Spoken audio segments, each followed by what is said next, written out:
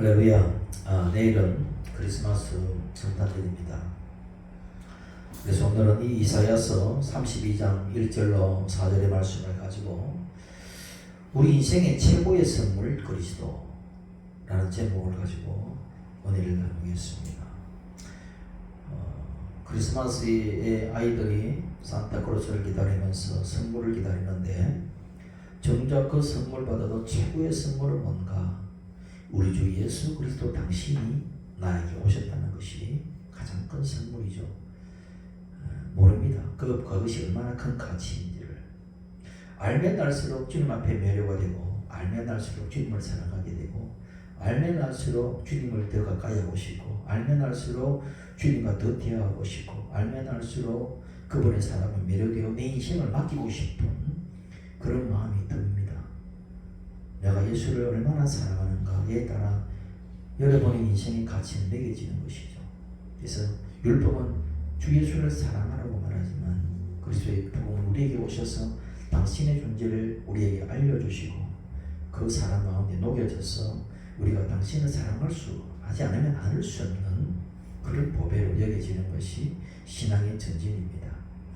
우리 예가 순복교회가 그런 성도가 되기를 원합니다.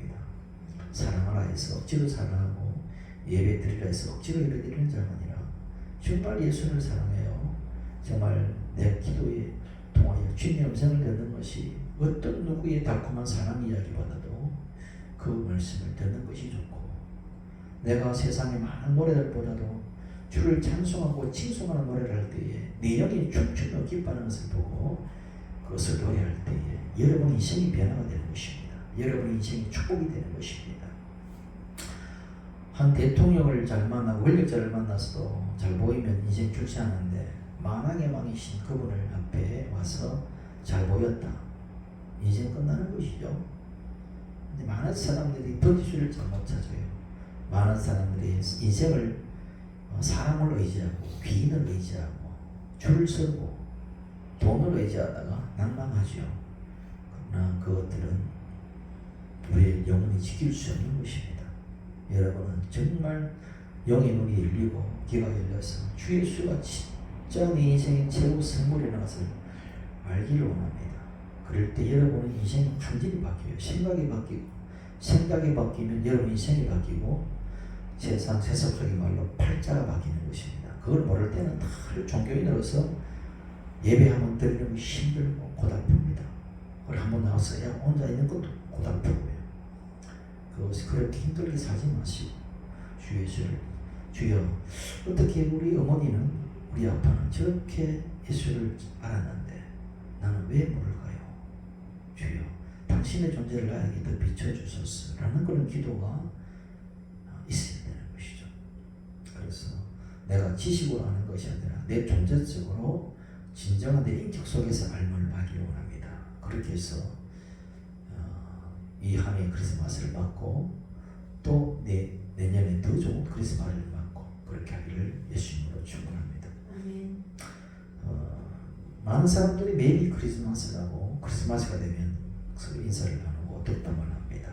메리라는 것은 즐겁다, 즐거운 뜻이고, 크리스마스라는 것은 그리스도의 플러스 그 다음에 메스라 해서 예배, 경배, 미사 이런 것이죠. 그래서 우리가 정말 기쁨으로 즐거움으로 그리고 그렇게 그리스도를 맞이하는 그런 예배를 드립시다. 이런 것이 메리 크리스마스의 뜻입니다. 2000년 전에 이 팔레스타인의 그 유대 땅 베들레헴에 탄생하신 예수 그리스도가 정말 도대체 누구시기에 온 나라 열방이 그렇게 함께 기뻐하고 즐기는 축제의 날이 되었는가? 이것은 다만 로마의 어떤 시대의 공인에 의해서 만들어진 것인가 라기보다도 역사의 주관 되신 우리 주님께서 그것을 축제의 날로 만든 그것이 있다는 이야기입니다. 1년 중 가장 어두운 12월의 통진날에 그때 어둠에 짙게 내리는 그 땅에 수많은 사람들이 어둠에 갇혀서 앞길 모르고 있을 때에 빛이신 그분께서 오셨다는 것이죠. 그래서 예수님은 언제 오셨느냐? 가장 어두울 때 오셨다는 것입니다. 여러분이 예수님을 언제 만나느냐? 내 인생이 가장 어두울 때 만나는 것이죠. 많은 사람들이 신비적 체험을 하는데 그 신비적 체험을 언제 하느냐? 내가 메마른 골짜기로 광야를 다니고 그리고 사망의 골짜기를 다니고 내 인생이 끝이 났다고 하는 그 시점에 주님을 많은 분들이 만납니다. 만나지 못하면 자살을 하거나 타락을 하거나 두 가지를 하겠죠. 그러나 저 같은 경우에는 가장 인생의 끝자락에 주님을 만났고 그 주님을 만난 그 기쁨 때문에 평생 주님의 앞에서 내가 종으로서의 삶을 사는 것이죠. 여러분들도 그 종으로의 삶이 얼마나 기쁜지 몰라요. 왜? 사람들은 자유를 원하지만 그 자유가 되는 그 순간 하나님으로부터의 자유는 세상으로부터의 불화가 되는 것이고 내가 하나님으로부터의 종으로의 삶을 살겠다는 선언하는 순간 세상으로부터의 자유가 되기 때문에 얼마나 기쁜지 몰라요. 그래서 그것이 정말 참 복이다. 그래서 오늘 정말 우리 주 예수님께서 우리와 무슨 관계가 있는가 그런 것에 대해서 한번 보라는 것입니다. 그 옛날에 오신 2000년 전에 오신 그 예수님이 유대인의 지도자로 오셨느냐? 그것도 아니지 않습니까? 그러면 뭡니까? 정치 지도자로 오셨는가? 뭐 때 되면은 내년에도 총선 있고 그러는데 그건 아니지 않습니까? 아니면은 소크라테스처럼 유명한 사상이나 철학을 가지고 오셨는가? 그것도 아니지 않습니까? 예수님이 이 땅에 오신 목적은 딱 하나죠. 사망의 땅에 생명을 주러 오셨다는 것입니다. 죽어가는 사람들에게 구원의 구세주가 되시고 오셨다는 것입니다. 수많은 사람들이 죄 가운데 죽어가는데 그 죄에서 의를 주시고 이제 저주 가운데 죽어가는 자가 아니라 축복 가운데 살아가다가 영원한 생을 누리게 하시려고 이 땅에 오신 그분이 바로 구세주 예수 그리스도라는 것입니다. 예수스라는 것이 구원자 이런 뜻이죠. 그렇기 때문에 예수님도 그렇게 우리에게 오셨다. 그리스도는 기름 부음 받으러 기름 부음 받은 자로서 우리의 구세주가 되셨다. 그래서 이런 사실을 우리에게 찾아오신 예수님을 알고 예수님에 대한 그 지식을 우리가 분명히 가지면은 여러분의 인생에 굉장히 놀라운 복과 은총을 누릴 수 있다는 것입니다. 많은 사람들이 기독교 어떻게 보면은 뭐 그런 것을 학문이나 어떤 철학이나 아니면 종교의 어떤 울타리 속에서 보지만은 여러분들이 믿는 주 예수는 그렇게 믿는 것이 아니라 정말 바울처럼 다메섹 도상에서 정말 부활하신 예수님을 내가 인격적으로 만났느냐? 여러분이 인생길에서 정말 예수님을 어떻게 만났느냐? 내가 귀로 들었던 예수님이 아니라 내가 눈으로 보고 손으로 만진 그 예수를 체험하고 있는가? 이게 굉장히 중요한 이야기입니다. 그래서 항상 제가 우리 신학생들에게 말하는 것처럼 윤석열이가 누군가? 라고 물었을 때 우리나라 대통령입니다. 현재. 이거는 아는 것이요. 특히 지식적으로 그냥 정보를 알고 있는 것입니다. 예수님은 누구신가? 하나님의 아들이십니다. 마귀도 알아요. 그 아는 것이 뭡니까? 다 안다는 이야기는 예수 윤석열 대통령은 그것은 지식으로 알고 그분을 안다라고 했을 때 그분과 인격적 교제를 나누고 서로 전화 통화하고 서로 안부를 묻고 서로 뭡니까? 그런 교제를 하고 있는가? 이런 것이 그것이 안다는 것입니다. 남자와 여자를 안다고 했을 때에 서로의 어떤 그런 영적인 교제, 이성적 교제를 통하여 서로 알아가는 것처럼 뭐 성은 김이요, 뭐 이름은 뭐다 이게 아니라 그렇게 서로가 아는 그런 인격적 관계 속에서 아는 것이 중요하죠. 그런 것이 뭡니까? 통하여 내가 예수님을 아는 지식을 가지고 있다. 그렇게 만났을 때에 사도 바울은 어떻게 했는가? 내가 가지고 있던 종교적 관념, 내가 그동안에 있었던 그 종교적 율법적 관념 이런 것들을 다 가지고 있었어요. 지식적으로 가지고 있었고 사상적으로 이데올로기적으로 가지고 있었고 그리고 헬라 학문에 능했고 그리고 헬라 철학에도 능했던 그런 지식이었습니다. 그러나 그 예수 그리스도를 만나고 난 다음에 그것들을 어떻게 여겼는가? 배설물로 여겼다는 것입니다.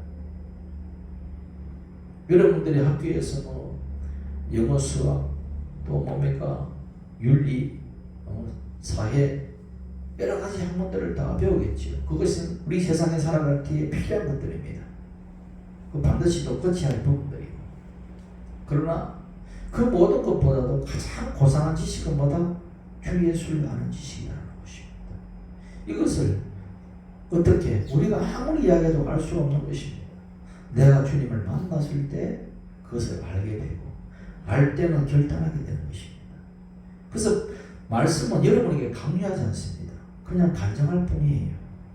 사도 바울이 빌립보서 3장의 7절에서 이야기하는 건 무엇이든지 내게 유익하다는 것을 내가 그리스도를 위해서 다 해로 여길 분들은 또한 모든 것을 해로 여기면 내 주 그리스도 예수를 아는 지식이 가장 고상합니다.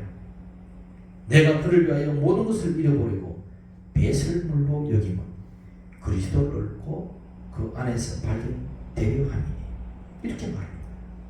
야, 얼마나 예수를 정말 참찐으로 만나고 알았다면 그렇게 고백할까. 저는 이런 말씀을 보면서 야, 나도 이렇게 신나게 만나면 좋겠다. 저 어릴 적에 어떤 소원들도 내 안에 영에 강구하는 것들 그랬습니다. 정말 이렇게 수많은 사람이 이렇게 간증하고 이렇게 말하는데 나도 이렇게 좀 만나기로 합니다. 나도 우리 어머니에 만났던 예수님 그렇게 한 번만 뜨겁게 만나기로 합니다. 나도 우리 조영기 목사님 뜨겁게 만난 그 체험을 합니다. 가만히 보니까 한 번씩 죽음의 고비를 넘겨야 돼요. 그걸 생각하니까 아이고 뭐 이만희도 좋하오니 이렇게 하는 것입니다. 그렇기 때문에 진하게 만나는 것도 좋지만 내가 일상에서 내가 주님을 만나고 그리고 주님을 사랑하는 그런 크리스찬은 더 복된 자것입니다. 보고 믿는 자보다 보지 않고 믿는 자가 더 복되다고 하신 분이 누군가? 우리 주 예수님이잖아요. 그러니까 주여 내가 육신의 눈으로 보는 것도 중요하지만 내가 영의 말씀을 듣고 영의 눈이 열려서 주의 살아계심을 내가 공기가 숨쉬고 사는 것처럼 그렇게 느끼고 살기로 합니다.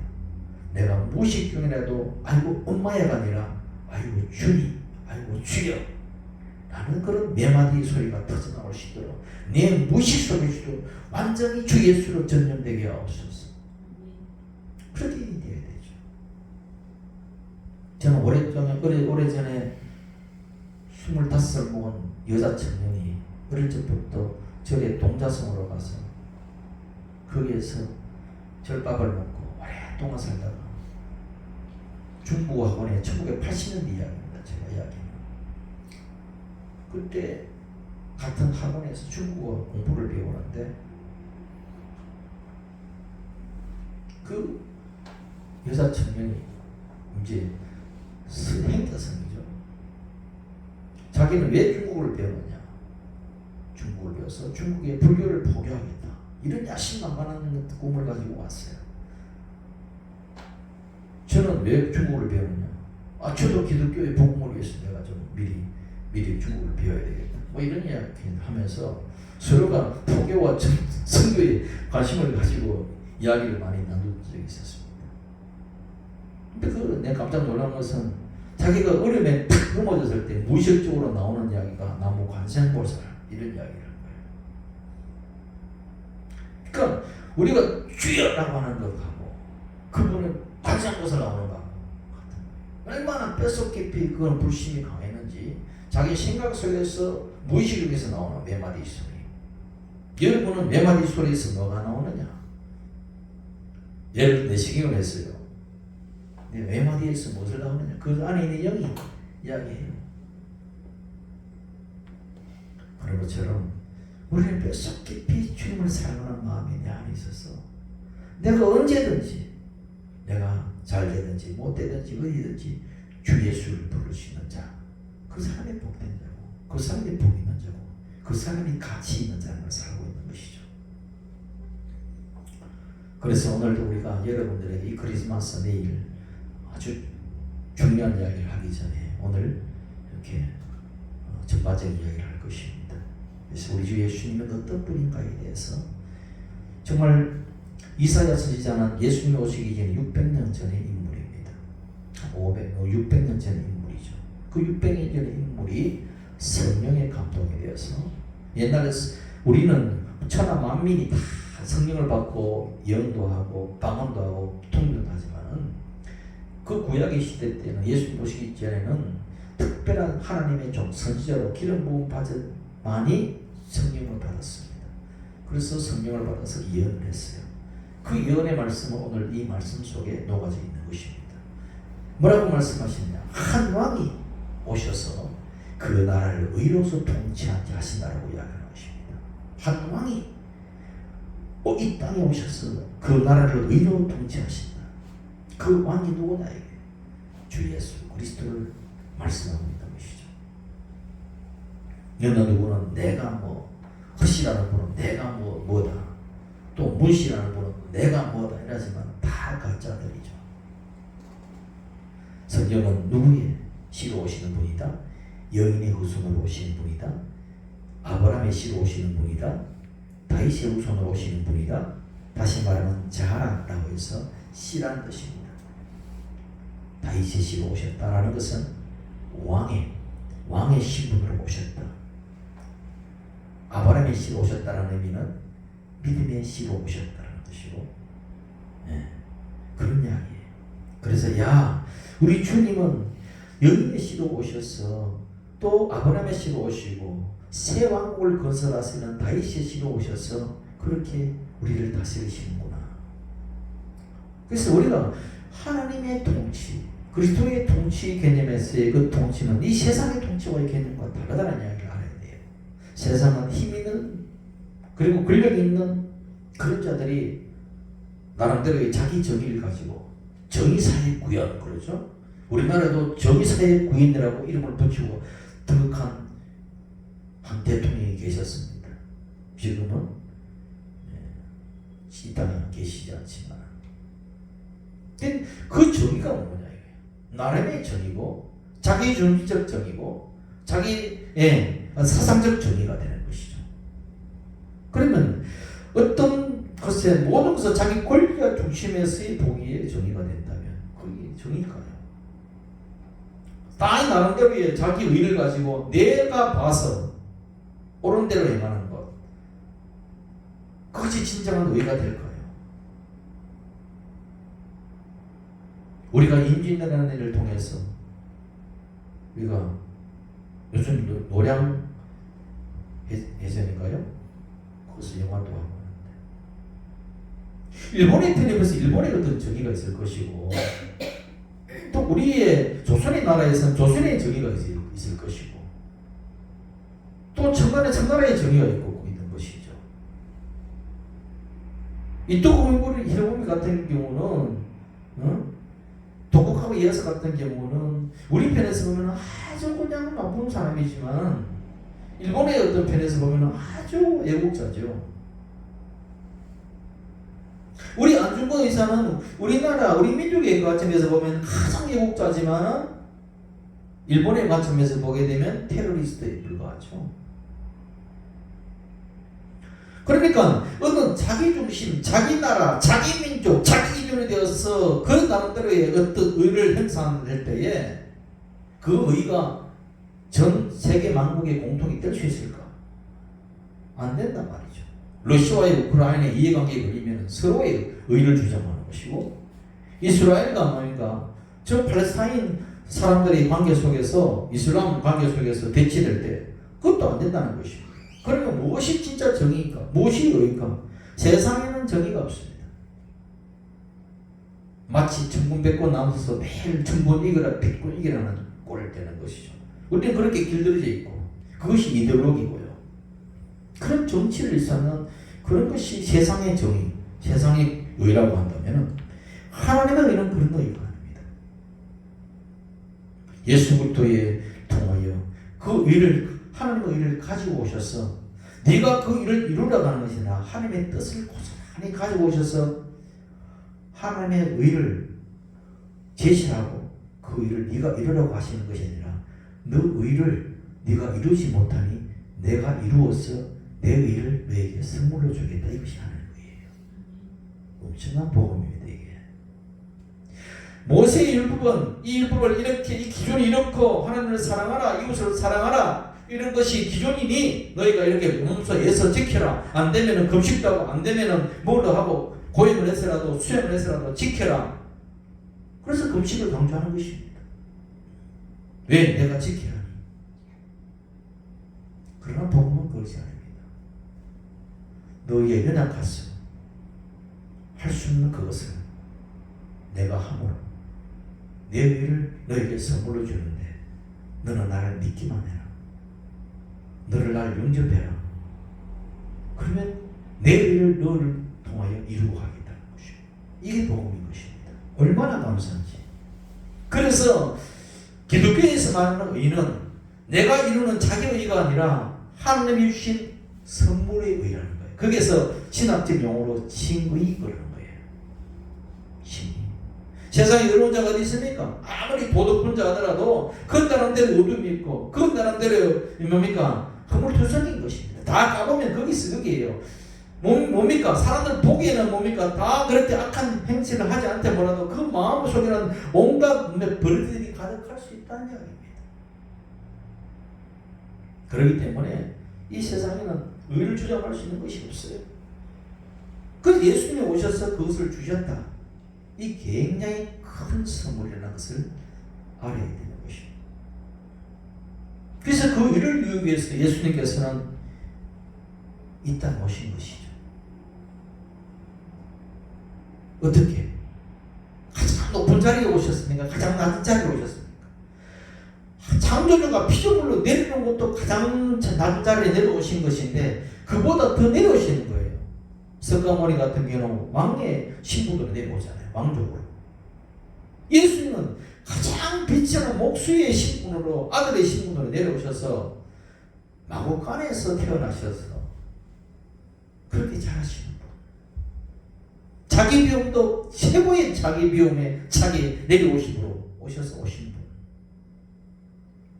그것을 통하여 우리에게 의를 공급하시고 33년의 공생애를 통하여 그 의로운 삶을 통하여 우리에게 선물하시고 많은 사람들이 예수님의 공로를 십자가의 공로만 이야기하는데 예수님의 십자가의 공로는 6시간 동안 매달려서 고통당하는 것이 그것이 큰 공로도 되지만 그보다 더 중요한 것은 예수님의 34년 동안 이 낮고 나고 더럽고 추한 이 땅에서 모든 것을 다 참고 인내하시며 견디셨다는 이야기입니다. 그것을 선물로 주셨다. 예수님의 삶도 우리의 선물이요 예수님의 죽음도 우리의 선물이다. 이게 굉장히 중요한 복음인 것입니다.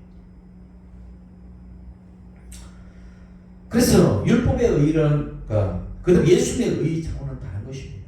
모세의 의라는 것은 네가 하라는 것이고 예수님의 의는 내가 너희들이 못하는 것을 내가 이루어서 너에게 주겠다는 것이니까 예수님의 통치는 내 위에서 군림하고 윽박지르는 그런 군주적인 모습이 아니라 우리를 다스린다는 것은 차라리 보살핌이 맞는 겁니다.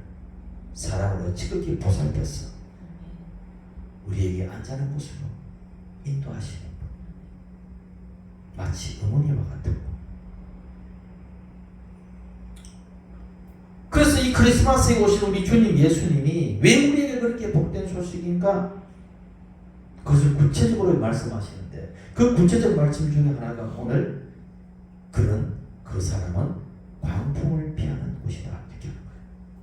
이야, 광풍을 피하는 곳이다. 여러분은 광풍 그러니까 뭐 미친 바람 어떠나요? 자연에 미친 바람 불면은요 걷잡을 수 없는 거죠. 바람이 참 위험하지 않습니까?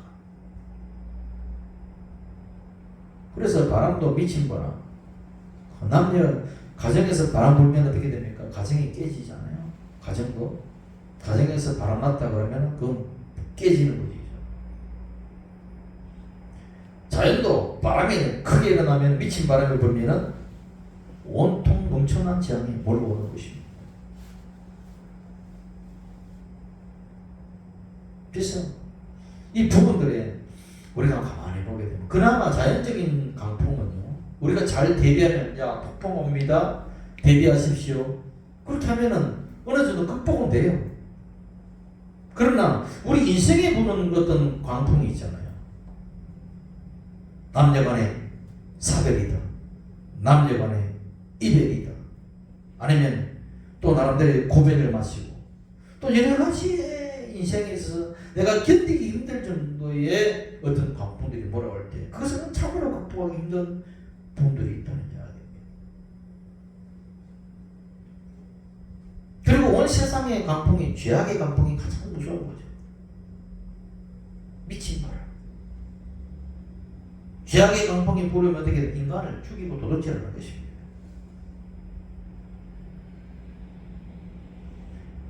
오늘날의 동성애가 또 동성결혼이 인권이라는 이름 아래서 뭡니까? 합법화하자. 이거는 뭡니까? 인간의 자유를 주장하면서 하나님의 뜻의 정면으로 거부하겠다는 도전이거든요. 이렇게 되면 결국 뭐냐? 그 자유를 통하여 자유가 아니라 세상의 제2%가 되어버리기 때문에 가정은 끼어지게 되어 있고 인구 증가는 줄어들게 되어 있고 사람들의 정신은 피폐하게 되어 있고 진리를 수도하는 교회는 그 광풍 앞에서 직기탄을 맞아서 아주 고통을 당하게 될 거예요. 무서운 이야기. 우리 역사를 보게 되면 세상에 바르게 하겠다고 총과 칼을 들고 일어난 무리들이 얼마나 많았습니까? 그래서 혁명이다, 개혁이다, 성공하면 혁명이고 실패하면 반역이다 해가지고 이렇게 열심히 했던 무리들이 있죠. 그래서 얼마나 많은 사람들이 뭐예요? 생명을 빼앗아갑니까? 뭐 멀리 보지 않아도 공산주의 혁명이 그래요. 공산주의 혁명. 자, 우리가 못 사는 거는 저 가진 자들 때문에 다 못 살기 때문에 가진 자를 죽이고 한번 못 사는 사람들이 잘 살아보자. 뺏어서. 뭐 그렇게 혁명이 이루어진다면 수천만 명이 죽입니다. 교회는 저 가진 자들 편이기 때문에 교회가 짓밟아야 된다. 종교는 인민의 아편이다. 교회는 불태우고 죽이고 태우고 수천만 명이 죽입니다. 근대사를 볼까요? 반유대주의 강풍. 지금도 반유대주의가 세계 도처에서 일어나고 있잖아요. 5.1문의를 통해서 언론을 장악하고 그렇게 거기에 광고를 받는 언론들은 거기에 편성해서 교묘히 뭡니까? 반유대주의로 가게 되겠죠. 선동하게 되겠죠. 그것이 얼마 전에 2차 대전 때 히틀러의 그 만행이 그렇게 벌어지잖아요. 수많은 사람들이 가스실에서 유대인이 죽어갈 때 저것은 사람을 죽이는 것이 아니라고 봤잖아요. 그러니까 많은 사람들이 민중들이 박수쳤잖아요. 그 인간은 할 짓이냐. 미친 바람이 불면 그렇게 되는 거예요. 광풍이 시작인 것이고 지금도 우리가 반유대주의가 만약 확산되게 되면 이게 미친 바람이 불어오게 되면 걷잡을 수 있는 또 세계의 어떤 위험이 재앙이 도사하게 되는 것이고 또 젊은이들에게 또 남녀노소 불문하고 전 세계적으로 양불의 광풍 마약에 일어나는 것이 만만치 않지 않습니까? 얼마 전에 뭐 경기도 전 지사 한 분이 나오셔서 간증하는 걸 들었어요. 유튜브에서. 자기 장남이 마약에 빠져가지고 헤어나지 못하니까 가족들이 너무나 고통스럽고 그 아들을 살리겠다고 아버지가 그 아들을 경찰에 신고해서 연애마녀 만들고 그 아픔들 그러니까 그 고통 속에서 너무나 눈물을 흘리는 그 피눈물 나는 그 아버지의 심정 마약과의 전쟁 마약의 어떤 광풍이 불어오는 세상을 돌아보면 너무 많다는 거예요. 극심한 어떤 땅에 보면 어떤 나라 민족은 뭐 가난의 저주의 강풍을 불어왔어. 그렇고 온 지구상에 질병의 강풍도 불어오면 다 넘어가잖아요. 그러니까 죄악의 강풍, 질병의 강풍, 이데올로기의 강풍 이런 강풍들이 불어올 때 누가 잠재울 수 있느냐라는 어떤 물음이 아무도 없어요. 그냥 시대가 가면 세월이 가면 없어지겠지. 아닙니다. 그 모든 것의 정면으로 있어 막을 수 있는 분은 오직 주 예수 그리스도밖에 없어요. 이게 성경에서 말씀하고 있는 거예요. 성경에서 모든 말씀들은 유비적 말씀이고 상징의 언어로 가득 차 있습니다. 그래서 마태복음 8장에서 갈릴리 호수에 강풍이 일어났을 때에 그 자연적 바람을 잠재우는 분이 누구냐라는 그 물음에 이 예수님이죠. 예수님의 제자들이 예수님하고 갈릴리 호수에 가는데 막 갑자기 큰 강풍이 일어나서 이제 죽게 되었어. 예수님을 깨워서 주여 우리를 구원하소서 우리가 죽게 되었나이다. 예수께서 두려워하지 마라, 무서워하지 마라, 이 믿음이 작은 자들아 말씀하시면서 바람과 바다를 꾸짖었다 그랬어요. 꾸짖어 신이 그 뭡니까? 바다가 잔잔해졌더라. 이거는 한 사건이지만 이 사건을 통해서 우리에게 무엇을 주고 있는 말씀인가? 여러분의 어떤 광풍이 불어 하더라도 그 광풍 앞에서 예수님을 깨우면 광풍은 먹고 사망의 바다는 잠잠해진다는 이야기예요. 이걸 주님께서 말씀하고 있는 거예요. 그러니까 누가는 마태복음은 그것을 기록하고 있는 것입니다. 그래서 사람들이 말, 이 사람이 도대체 누구기에 이 바람도 그리고 바다도 순종하는가? 왜 누구 창조주니까. 그러고 난 다음에 그 뚜벅뚜벅 가시는 곳이 대가볼이라는 땅에 가시잖아요. 그래서 그라사에 진짜 미친 사람이 있잖아요. 그 사람을 고치시잖아요. 그 사람이 저주에서 그 사람의 귀신을 묶고 있는 귀신들에게서 노임받게 하시고 생명을 주시죠. 그러니까 모든 인생에서 그 미친 바람들을 잠재우는 건 예수님입니다. 그러니까 예수님이 그렇게 보배인 거예요. 근데 그것을 내가 그냥 그러려니 하면은 이 시간도 험일이에요. 정말 그런 분을 만나고 체험하는 게 중요하죠.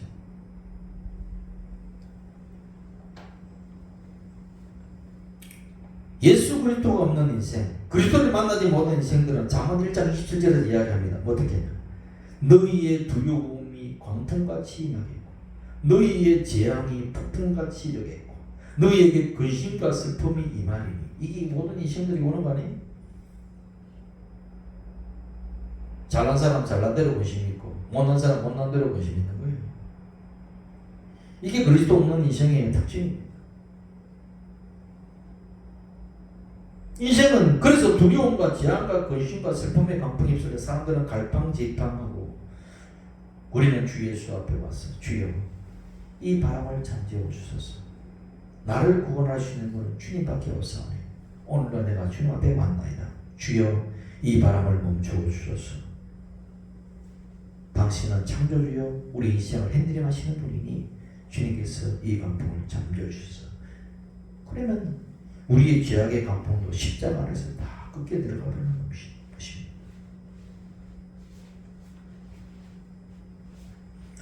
우리의 모든 어두움들도 그 흑암의 권세를 어떻게 다 끊어내고 우리 죄 가운데 구속해서 저주에서 구속해서 축복의 집을 바꿔 내버리는 것입니다. 예수님께서 그래서 비유하기를 창세기에는 뭡니까? 노아의 방주 비유를 하잖아요. 그러게 폭우가 쏟아질 때 노아의 방주에 있었던 분들이 8명의 식구가 살았던 것처럼 우리 인생의 모든 사람들도 이 인생의 폭우 속에서 어떻게 살아갈 수 있는가? 방주에 있는 그리스도 안으로 들어가면 살 수 있다는 것이죠. 왜 8식구인가? 8은 부활의 숫자입니다. 부활의 숫자. 7은 하나님의 완전의 숫자라면 8은 부활의 숫자예요. 다시 말하면 우리가 방주이신 그리스도 안에 들어가면은 어떻게 우리는 부활의 생명으로 살아나는 자다 이런 이야기입니다. 그래서 이 노아의 8식구예요. 그러니까 이 모든 것이 예수를 만나고 예수를 나에게 선물로 받았다는 것은 사실 모든 것을 받은 것입니다. 그래서 우리 예수를 만난 자, 예수의 이름을 선물로 받은 자들은 내가 없다, 못한다, 안된다, 죽었다, 망했다 이런 이야기는 불신의 소리예요. 아시겠습니까? 그건 예수님이 없다, 하나님이 없다, 주여 나 무슨 상관이 있냐 이런 이야기입니다. 사실은 바꿔내면 그 영이 귀신이 하는 소리예요. 아시겠어요? 여러분 입에서 귀신의 소리를 내지 말라는 이야기입니다. 아시겠어요? 주 예수님 모든 걸 다 가지고 계신데 저주도 그것을 축복으로 만들고 없는 것도 부욕케 하시고 예수님은 누구신가 찬송을 그렇게 하면서 그 찬송가고 삶은 그게 아니라고 하면 그건 모두가 사기치는 사람이에요. 예수 그리스도를 가지고 하품하는 주의야. 알아들었냐? 그래서 예수님께 피하는 자마다, 예수님께 피하는 가정과 나라, 민족마다 복과 번영을 누리지 않은 그런 가정과 민족이 있습니까? 지구 역사에 없습니다. 유럽의 그 찬란한 유럽의 문화도 주 예수가 가장 번영할 때는 가장 찬란했고요. 영국도 마찬가지고요. 미국도 마찬가지예요. 그러나 주 예수 그리스도의 기독교만 타락하면 타락할수록 계속 세상의 복은 떨어지게 나게 되어 있어요. 이게 비례합니다. 신기하지 않습니까? 그러니까 우리 주 예수님께서 수고하고 무거운 짐자들 내게 오라고 하죠. 그 오라고 하는 그 초청에 주여 내가 아멘, 내가 들어가는 것은 어떻게? 내가 아멘 하는 것이 들어가는 거예요. 따라합시다. 아멘. 그 아멘 하는 것이 들어가는 거라고요. 주를 모시고 주를 영접하고 주 안으로 들어간다는 말 때 그 행위가 뭐냐? 왜 성도들이 목사님한테 아멘, 아멘이라고 강조하듯이 하느냐? 아멘 할 때 예수님이 들어가 그 아멘 속에서 서로 교통이 일어나고, 아멘 속에서 주와 내와 더불어 먹고 마시며, 아멘 속에서 뭡니까? 서로 영적 교감이 이루는 거예요. 아시겠어요? 무슨 목사님이 막 답답해서 하는 이야기가 합니까? 여러분 잘 내려가는 소리예요, 사실은.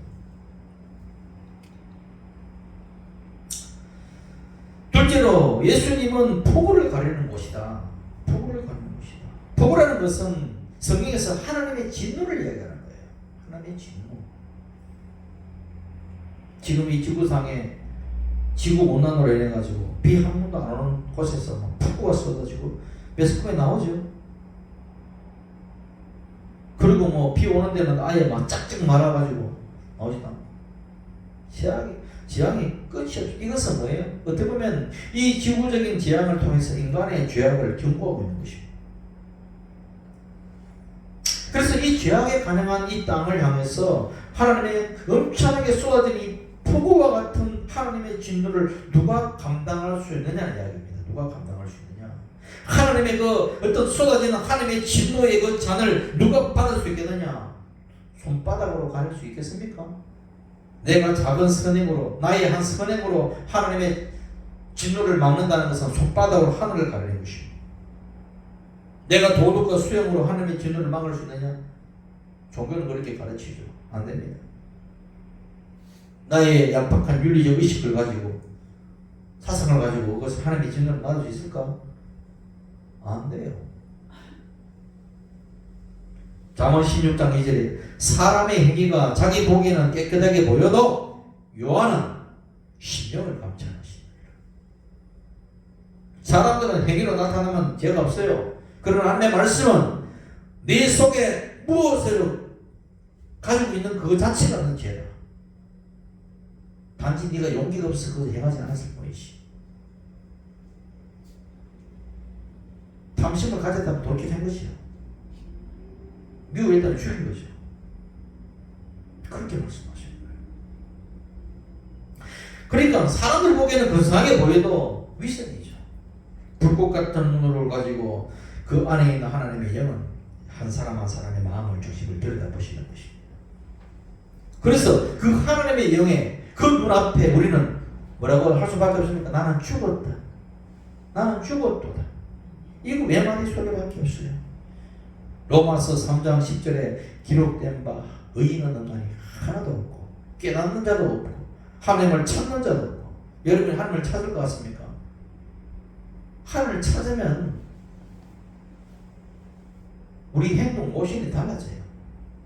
예배드리기 30분 전에 와 있어요. 하나님을 찾으면 안 찾는다고. 우리 심령에 타락한 심령 속에서는 다 치우쳐서 무익하게 되고 선을 행하는 자가 없는 하나도 없다. 누가요? 옛사람이에요. 우리 옛사람. 그러니까 그것을 막 고치기 위해서 유대교들은 율법을 행하라고 이야기하고, 불교는 참선하라 이야기하고, 이슬람은 뭐 5번 메카를 향해서 기도해야 된다 그러고, 매년 한 달 동안 뭐 금식한다 그러고, 성지순례 가야지 또 구원 받는다 그러고, 힌두교는 뭐 고행해야 그러고, 해야 되기 때문에 단식도 하고 불 속에 뛰어들기도 하고 높은 곳에 막 뛰어들기도 하고 한쪽 다리로 평생 서 있기도 하고 손가락 머리카락을 한 번도 자르지 않고 그냥 뭐 귀신처럼 그냥 기르는 사람들도 있고 TV에 나오잖아요. 자기 노력으로 뭔가 구원은 안 되는 것입니다. 우리 인간적인 행위로서는 하나님의 진노를 피할 수 있느냐? 없다는 이야기예요. 우리 인간의 노력은 비유하자면 그래요. 포기가 쏟아지는데 내가 장난감 종이우산 가지고 내가 맞겠다고 서 있는 거하고 똑같은 거예요. 그 폭우를 하나님의 폭우의 진노를 어떻게 막느냐? 그리스도의 십자가의 은혜의 처마 밑에 들어가야 되는 거예요. 아, 그렇구나. 그 십자가의 은혜 안에 들어가면 내가 다 피하는구나. 그러면 왜 그렇게 십자가에 들어가면 우리가 폭우를 가릴 수 있느냐? 안 맞는 것이 아닙니다. 우리는 다 맞아요. 하나님의 진노를. 저도 맞고 여러분도 맞고 다 맞았어요. 안 맞을 것 같지요? 다 맞아야 됩니다. 하나님의 진노를. 누가 맞아요? 따라합시다. 나의 옛사람. 나의 옛사람은 다 맞아 죽어야 됩니다. 그것이 예수님의 십자가의 죽음이에요. 예수님이 십자가 죽었는데 뭐 내가 죽어 뭔 상관이야? 아니에요. 예수님의 죽음과 내 죽음이 함께 했다는 이야기예요. 뭐? 나의 옛사람이 예수님의 십자가 안에서 함께 죽었다는 것이에요. 그래서 예수 죽음 내 죽음, 예수 부활 내 부활인 거예요. 예수님의 죽음과 함께 내가 연합하여 죽었고 누가? 옛사람이. 예수님께서 하나님의 진노를 받아서 우리 옛사람 때문에 죽으셨잖아요. 예수께서 부활하심으로 말미암아 우리는 예수 부활의 생명 안에 나도 부활의 생명이 되었다. 그래서 부활주를 누리는 것이 부활주를 기뻐하는 것이. 그래서 우리가 아무리 폭우가 쏟아져도 하나님의 진노의 폭우가 쏟아져도 우리는 능히 감당할 수 있는 것은 이미 우리는 죽은 자이기 때문에. 아시겠습니까? 그러니까 내 안에 사는 것은 뭐다? 그리스도께서 하시는 것이다. 이게 갈라디아서 2장 20절에 사도 바울이 복음의 메시지를 전하고 있는 거예요. 내 옛사람은 이제는 내가 사는 것은 내가 아니라 내 안에 그리스도가 사시기 때문에 내가 사는 것은 새 사람이지 내 옛사람은 하나님의 진노의 폭을 맞아 죽었기 때문에 사망아 너희 이기는 것이 어디 있느냐? 사망아 너희 쏘는 것이 어디 있느냐? 사망에 쏘는 것은 죄요 그의 권능은 율법이라. 우리 주 예수 그리스도로 말미암아 우리에게 이김을 주시는 하나님께 감사함을 이렇게 고백하는 거예요. 이게 진리입니다. 그렇구나. 우리가 그리스도를 통하여 하나님의 진노를 우리는 이미 예수 그리스도 안에서 함께 맞았고 이제는 새 생명으로서 새 사람은 어떻게 하나님의 진노를 받을 일이 없으니 그게 피하는 곳이. 그래서 십자가 하는 거예요. 그래서 십자가.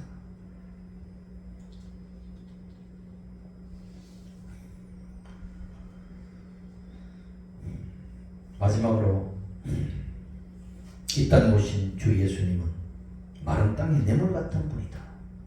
마른 땅의 뇌물 같은 분이다. 물이라는 것은 반드시 모든 생명에 반드시 필요한 것입니다. 그래서 물이 있는 곳에 문명이 발생되잖아요. 그래서 중국의 황하 문명이 있고 인도의 뭡니까? 겐지스 강에서 인더스 문명이 겐지스 강에서 비롯되는 것이고 메소포타미아 문명도 어디에? 유브라테스 강 유역에서 비롯되는 것이고 애굽의 나일 강 유역에서 시작됩니다. 우리나라도 대한민국도 어디에서 기적이 났습니까? 한강의 기적이잖아요. 한강의 기적. 그 물은 생명인 거예요. 그래서 물은 번영의 이야기. 그래서 이 예수님이 많은 땅에 뇌물 같다.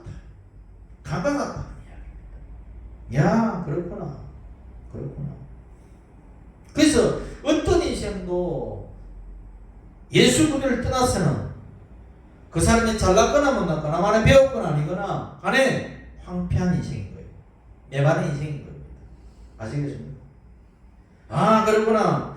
우리 모든 인생은 에덴 동산을 떠난 모든 인생은 하나님을 보호를 떠난 모든 인생은 하나님을 떠나서 내가 자유롭게 살겠다고 선언하는 그 모든 인생은 황폐한 인생, 황폐한 그런 땅이라는 이야기입니다. 그 사람이 아무리 세상적으로 성공을 했더라도 알렉산더가 나이 33살에 유럽을 다 정복하잖아요. 말라리아로 죽어왔습니다. 다 한 일이에요.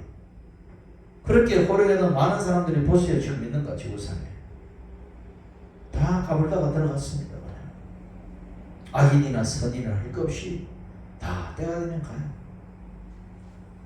예수 그리스도를 만나지 못한 인생은 그 어떤 권력에 있더라도 부경을 누렸다 하더라도 인생은 허무한 거예요. 그때고 그때니 모든 것이 그때다. 그러나 그 메마른 땅에 예수 그리스도의 생명의 물이신 그분을 만나고 그분 옆에 심겨 나무가 되면 사시사철 꽃피고 열매가 맺는 것입니다. 이게 뭡니까? 우리 주 예수님이 우리에게 선물로 주시는 거예요. 이것을 여러분 믿으십니까? 안 믿는 사람이 아닌데 주희야? 믿니? 아멘 해야지. 아멘 해야 돼. 이게 중요한 이야기예요. 이걸 그냥 그렇구나. 이게 내 인격이나 내 성격도 성령 받으면 바뀝니다. 소극적이고 수동적이고 그리고 뭡니까 부끄러움이 많고 이런 것들도 성령 받게 되면 다 갈아엎어져요. 갈아엎어져서 적극적이 되고 창조적이 되고 힘있게 나오고. 왜 그런가? 내가 그리스도가 부족하기 때문에 그렇다. 주여, 내가 세상에 염려 것이 많은 것은 세상 염려 것들이 원래 많기 때문에 그게 중요하지 않아. 내 아이가 뭐가 부족하기 때문이다? 예수 그리스도가 부족해요. 아시겠습니까? 다시 말하면 성령이 부족하다.